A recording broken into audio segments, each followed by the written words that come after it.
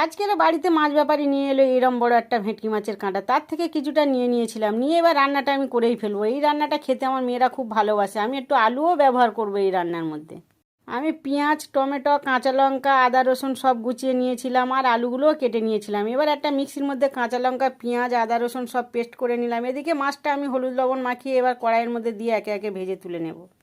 মাছটা ভেজে তুলে নেওয়ার পরে কড়াইয়ের মধ্যে অনেকটা তেল ছিল, সেই তেলের মধ্যে আমি সেই আলুর টুকরোগুলোও ভেজে তুলে নেব।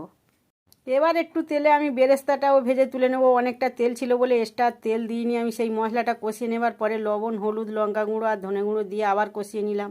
এবার টমেটো আর কাঁচা লঙ্কাটা দিয়ে আরেকটু কষিয়ে নিয়ে এবার আলুটা দিয়ে দিলাম। দিয়ে এবার পরিমাণ মতো জল দিয়ে দেবো। দিয়ে আমি সেই মাছগুলো দিয়ে এবার ঢাকা দিয়ে দেবো। এই রান্নায় কিন্তু বেশিটা জল লাগবে না, প্রচুর তেল ওঠে।